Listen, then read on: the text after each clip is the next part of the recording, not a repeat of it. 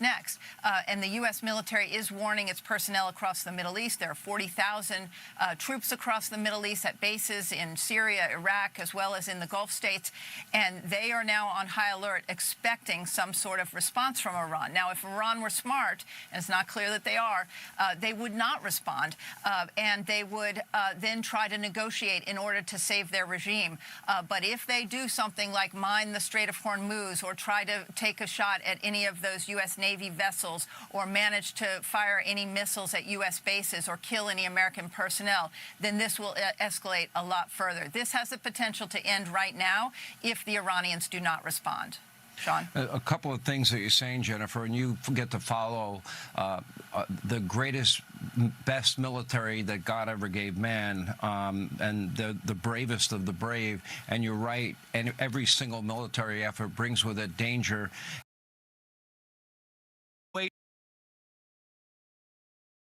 Wait for the response of point of diplomacy.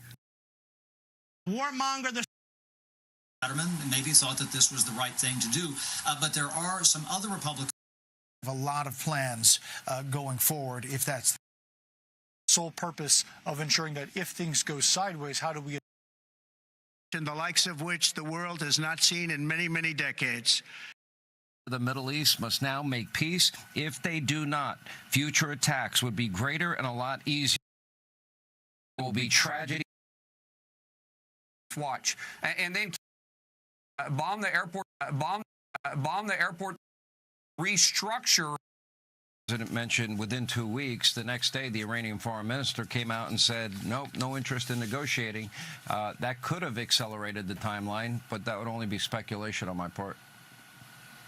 That's right. Yeah, and they have the opportunity. They had it multiple times. The foreign minister shut it down in Europe, so we'll see what comes next. All right, Brett Baer, as always, we appreciate you being with us, and special report every weeknight, 6 Eastern, right here on the Fox News Channel. All right, joining us now with more is Israeli Special Ops veteran Aaron Cohen is with us. Aaron, we have gamed this out now since the start of this conflict. We knew probably after October 7th that big things in the region were likely to happen down the road. The Iranians were given every opportunity to stop fomenting terror. They're the #1 state sponsor of terror. And I want to lead into my question by reminding people I've been to Israel many times. And I've been in those underground terror tunnels, and I've been to the border towns like Sderot. By the time I had been there, it was a town that had been hit with 10,000 rockets in the 10 previous years. It was a town with the naked eye. You could see Gaza, and children had to play in underground bunker playgrounds because it only took 12, 13 seconds for a rocket to be fired and land in that town. I saw the progression of the rockets that were being fired into Israel, how much more lethal they were on year 10 than year 1 to inflict maximum harm and carnage and damage to human life. So, you know, I ask Americans tonight, maybe there are a couple that are skeptical, although the Insider Advantage Trafalgar poll said that the president, by any means necessary, should take out these nuclear sites. But anybody that might have doubt, how many rockets would need to be fired into an American town or city before Americans would demand that their government respond? If you add up all the rockets over all the decades that have been fired into Israel, how many hundreds of thousands have been fired? If you talk about Lebanon, if you talk about Gaza, now the Houthi rebels, the Iranians directly, how many more missiles will Israel be able to withstand? At this point, it seems like a line has to be drawn in the sand. If you fire a missile at Israel, it is over. You will be obliterated again. And once that message goes out, probably it stops. That's my hope. Sean, you nailed it. Tonight's strike, look, not only historic, as you said, but this was an intelligence-driven decapitation of the #1 state sponsor of terror and Iran's nuclear program. And you can't have the #1 state sponsor of terror have nuclear capability, period. So Fordow, Natanz, Esfahan, all critical to weaponizing uranium, hit in one coordinated operation. And it worked because the United States and Israel, who I believe have been planning this for quite some time, knew exactly when to strike. Months of joint U.S. and Israeli intelligence, cyber, deep and dangerous human intelligence, Sean. That's the Israeli intel organization Mossad and Unit 8200, deep inside of Iran, satellite, tons of signal intercepts, all converging to map every inch of these facilities, according to my friends who are now running the show in Israel from back in my day. So the 2-week delay that Brett mentioned, that and the operational silence here, deception, beautifully played, gave Iran just enough confidence to relax. And then they got hit. So Sean, Fordo, in my opinion, was their insurance policy, the IRGC's insurance policy, and now it's rubble. And without a nuclear deterrent, the regime's soft white underbelly is exposed. Then if they retaliate, which I agree with Brett, they will. But if they retaliate recklessly, missiles at U.S. targets, proxy, cyber, they're not just risking escalation. It's an important point that Brett mentioned.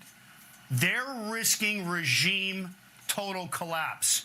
But Trump didn't wait. He understood the threat. He took the shot. It wasn't impulsive. It was preemptive. And he waited the last possible moment. And I believe that that strike, Sean, has shattered the myth of that regime invincibility. These guys like to beat their chest. But the Iranian people saw it.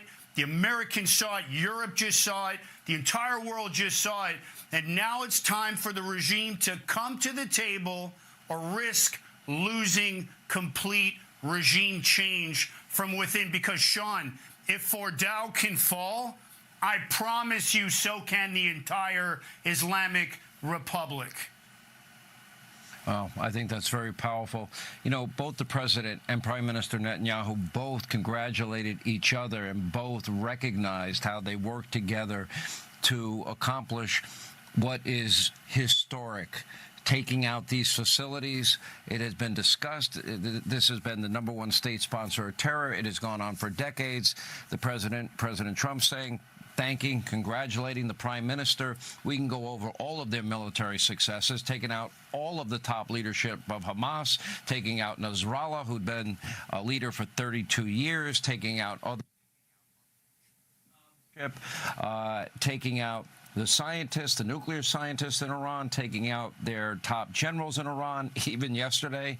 I mean, it is the pager incident, and I can go on and on, what they've been able to do to knock out, for example, no easy task, but just to knock out their ability or gaining the ability to control the airways by knocking out their air defense system.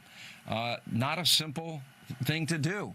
Knocking out their missile defense systems, knocking out their batteries, knocking out their military sites, you know, pounding their nuclear sites to prepare for this final attack by the U.S. tonight. Sean, 100%. This was an intelligence-driven masterpiece. I don't know how else to explain it. And what the world saw tonight with these strikes on Fordo and Natanz and Isfahan, I believe was the final move, as I said before, in months long. I mean, this is chess played by America, by Trump, and Israel's top intelligence people.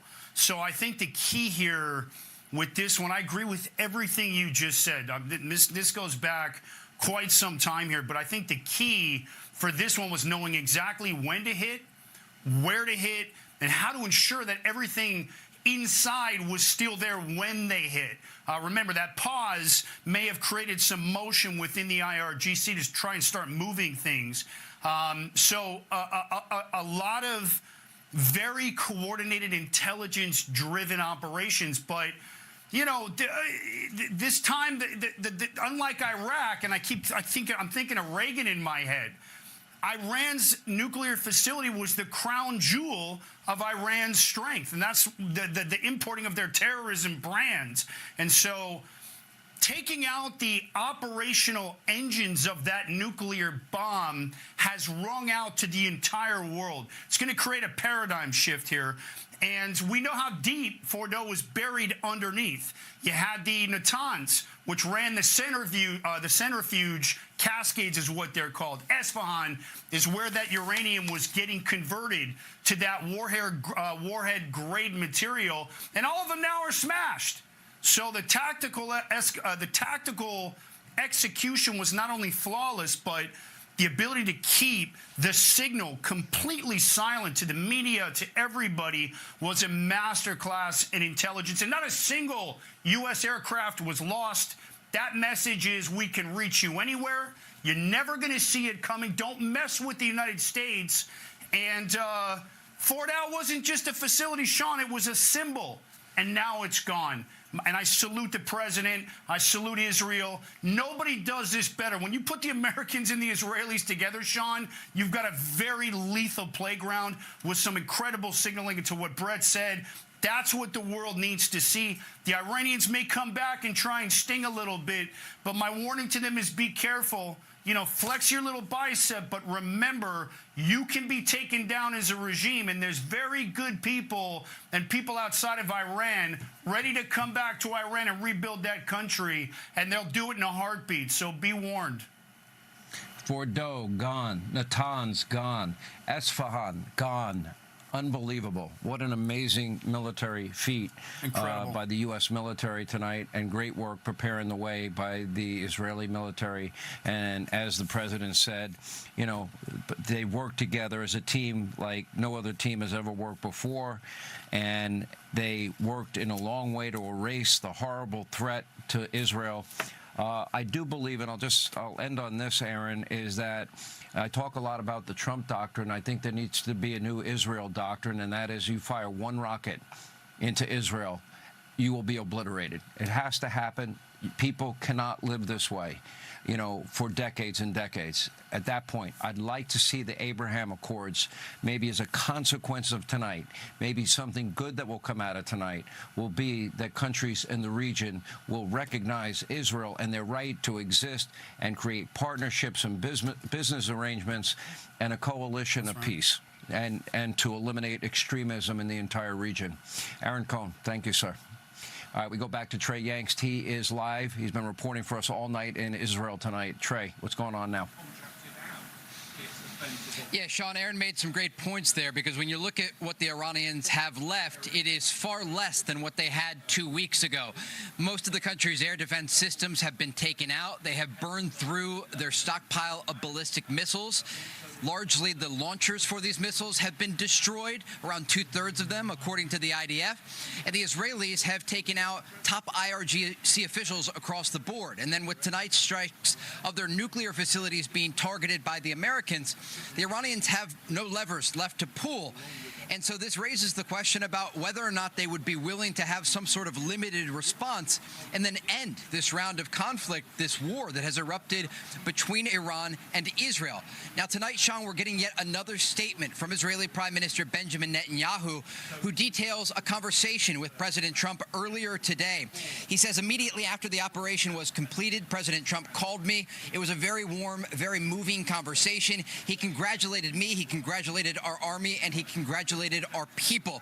And I congratulated him, the U.S. pilots, and the American people. Netanyahu goes on to say President Trump is leading the free world with courage. He is a tremendous friend of Israel like no other before him.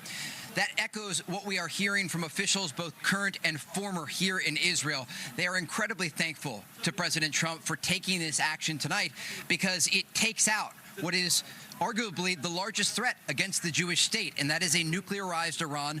And according to President Trump and officials here on the ground, they were within weeks of getting a nuclear weapon. They were in the advanced stages of uranium enrichment at a very high level of purity, close to weapons-grade material. And they proved over the past 9 days that they have the ballistic missiles that they could put a warhead on top of and reach major Israeli population centers like Jerusalem, Tel Aviv, and Haifa. And so the days ahead could be difficult. Again, as we spoke about earlier, Israel has changed the emergency guidelines for civilians. Israel's Home Front Command is limiting gatherings of people tomorrow. They have canceled workplace and schools, and this country waits to see what comes next. Sean? Yeah, there's no doubt about it. But there was no doubt that the #1 state sponsor of terror that has been fomenting terror in the region, that kept chanting death to Israel, death to America, wiping Israel off the map. And by the way, they were chanting death to America yesterday in the streets of Tehran. They have been fomenting terror. They were part of the plotting and planning and scheming of October 7th. That would be the equivalent of losing 40,000 Americans a day based on their population size versus ours extrapolated out. I don't know what part of murder and rape and torture and kidnapping and beheading which happened that day some people don't seem to understand. And what would you want your government in America to do if it happened to you? Israel was fighting, in this case, for their survival. If these nuclear facilities, if they ever got nuclear weapons, they have shown a willingness to wipe Israel off the map.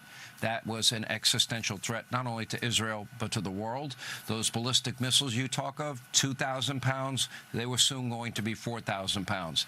That capacity seems to have been taken out prior to the nuclear facilities being removed tonight and the nuclear threat. Trey Yanks, you've been reporting, I see it's dawn in Israel. I'm sure the people in Israel probably are up right now as we speak already, very aware of what has happened, and there will be a lot of joy and relief, I'm sure, on behalf of the people of Israel. Our best to them. We bring back Jennifer Griffin back. She has some breaking news from the Pentagon tonight. Jennifer, what's new now? Well, Sean, I think in terms of the bomb damage assessment, we're going to have to wait to get more information about what was destroyed in Isfahan.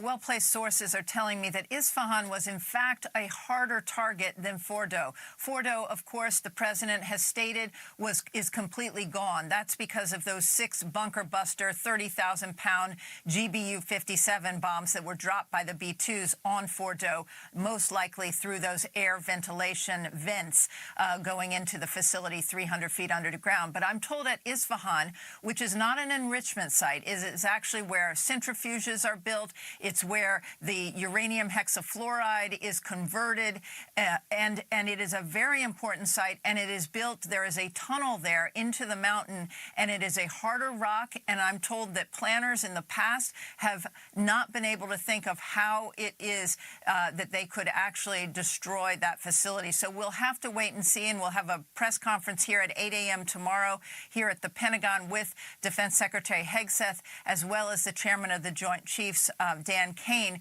and we will be asking about what evidence they have that Isfahan is destroyed, because that uranium hexafluoride, Sean, is very important that someone either gets their hands on it or is sure that it is gone, because it is extremely dangerous, and you would not want it to fall into the wrong hands. Sean?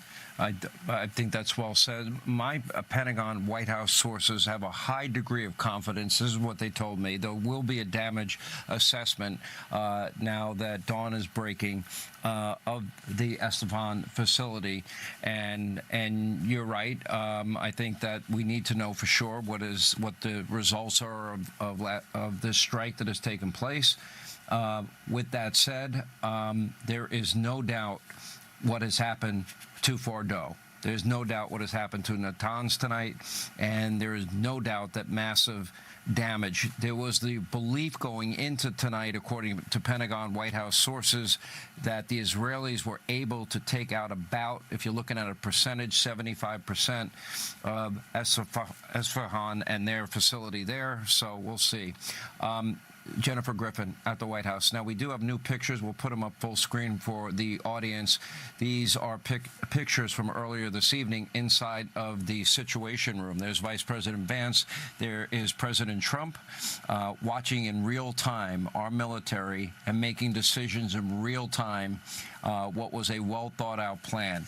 Plan 1, a complete, overwhelming success, defeating and taking out Iran's nuclear sites. Phase 2, I am told, the operation number 1 is a complete success, and now phase 2 is is being implemented, which is to protect all American assets in the region. And that also means on the homeland. Remember, we have talked often on this program, and you look, there's Susie Wiles, President Trump's chief of staff, there's one of his top generals, and we were told, we've known for a long time that for many, many years we will probably be dealing with the aftermath of Joe Biden, Kamala Harris's, and Alejandro Mayorkas's, most preventable national security disaster, which was wide open borders. We do know that there are known terrorists in the country. That is a present danger for every American, but that always has been. They're already here. We have to find them. They have to be removed. We know Tom Homan. We know Kristi Noem. We know everybody else involved is doing everything possible to remove those criminals. We have known terrorists. We have murderers, rapists, other violent criminals. We have cartel members. We have gang members. We have drug dealers. That is what, that's that battle that has been going on around the country. And the resistance of the left in America to even protect the Abrego Garcias of the world has been beyond bewildering to those of us that believe that if you want to come to America, you need to respect our laws, our borders, our sovereignty, follow the law. We need to vet you, make sure you don't have radical associations, probably in a post-COVID world have a health check, and also not be a financial burden on the people of America when we have $37 trillion in debt. All right, we continue our coverage. Fox News contributor Katie Pavlich and House Armed Services Committee member Congressman Ronnie Jackson is with us. Katie Pavlich, I start with you. I was watching your coverage earlier tonight. I could almost hear in your voice a sense that this might be inevitable. Yeah. And here it is. I believe when all is said and done and the dust is settled, that we're going to look back at probably one of the most courageous military efforts that is protecting the entire world, and we don't even know the true magnitude of what this will do in the future or what this could have become if it wasn't dealt with. In other words, the #1 state sponsor of terror with nuclear weapons, and then, of course, ballistic missiles that get longer and longer in terms of their range, what that could have meant for the United States, what that could have meant for the world. The world is a safer place tonight, is my conclusion. What's yours? I couldn't agree more, Sean. God bless President Trump, God bless the U.S. military, and God bless the Israelis for paving the way so this mission could be as successful as it was tonight. The president reiterated what you've been saying, what I've been saying for weeks now leading up to this, which is the Iranian regime has been at war with the American people for 45 years, and their pursuit of a nuclear weapon was the final straw. And I thought when President Trump said tonight that they've been killing and maiming our people, and he decided a long time ago that this was not going to continue. It's so interesting to watch the relationship between Prime Minister Benjamin Netanyahu and President Trump, not just in the last 6 months since President Trump came back into office, but also combine that with what they did together during the first term. This time around, President Trump invited Netanyahu as the first foreign leader in his second term to visit America, to come visit him at the White House to talk about these issues. He then came back in April and actually had a meeting with a number of reporters. I happened to be there at the Blair House with Netanyahu, and he talked about this relationship that he had with President Trump and how different it was from the Biden administration, how he could trust America, how he could rely on President Trump, how he was a man of his word, how they were on the same page.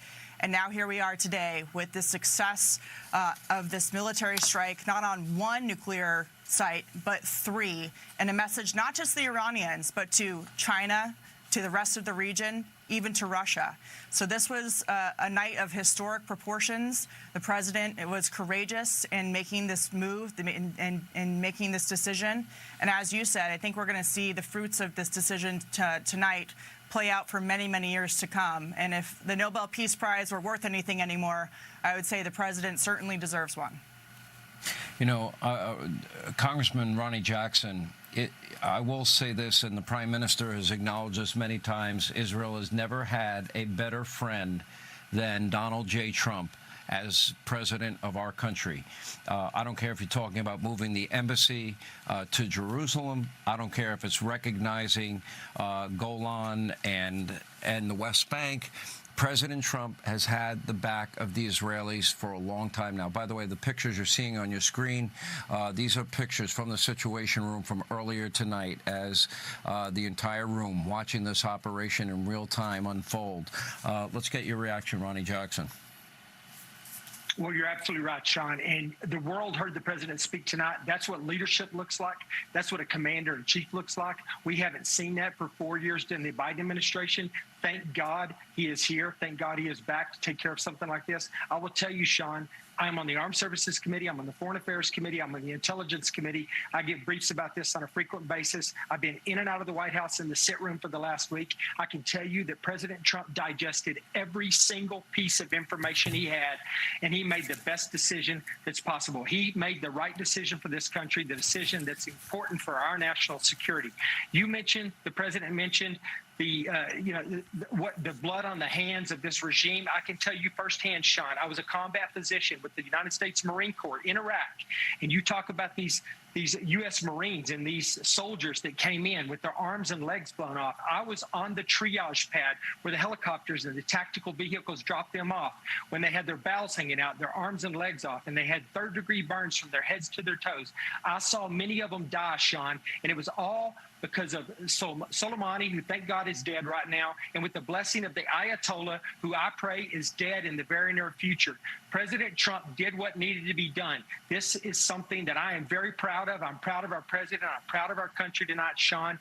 And this was absolutely, positively the right answer, not just for the United States, but for Europe, for all of the Middle East, all of the neighbors, the Iranian neighbors in the area, for everybody in the area. This was for Israel, of course. This was the absolute right call. This is going to make everyone safer tonight. And I think there will be consequences, Sean. I think things will come from this. I think that they will take what little they have left and they will try to target our bases overseas and our U.S. troops. I think you're absolutely right. Our border's been wide